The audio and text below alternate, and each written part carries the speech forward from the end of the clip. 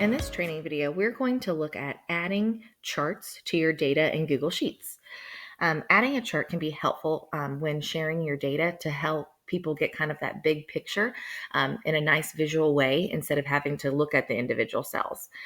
So what we need to do is we first need to select the data we want in our chart. So you can select some of it, you can select all of it, whatever you'd like to do. It's important though, if you want the X and Y axis labeled, that you also select the header rows as well. So maybe I don't want that monthly spinning. Maybe I just want to show like a September or an August report. So I can select their last name. I'll probably just do last name. And then also the month to get that data. So I've selected the data that I want to show, and I'm going to go to the Insert button and click on Chart. When I click on chart, it's going to give me options. Well, what types of charts do you want? And just kind of looking at the different options will help you to make your decision. So I can say, got it. So to customize them over here, now we have a chart editor. It's kind of suggesting for me what types of charts we can use. I kind of like to see maybe just a basic bar chart, how much they've spent. You can also play with these different options. The y-axis, I want, yes, their last name. And then you can also change that as well. So it lets you change also the different labels. Also the series, yes, that's what I wanted. And it lets you switch it as well. And then you can get even more in depth over here in the Customize tab.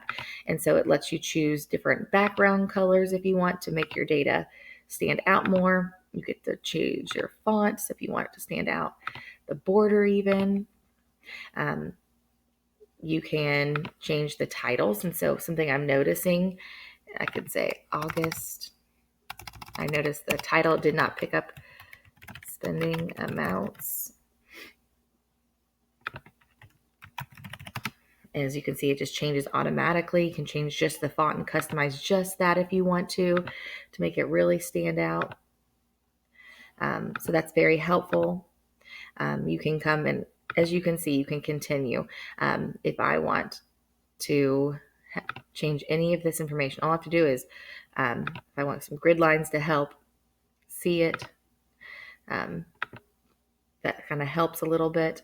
To help see the data a little bit more clearly, I can do that as well. So that's kind of how you customize your chart after you set it up. Just a reminder to recap. So first you have to select the data that you want to create a chart of. After you select that data to create a chart, all you have to go do is go to the Insert button and Chart and customize that chart. Once you have that chart, now you can do anything with it. As you can see, you can leave it here within your sheet.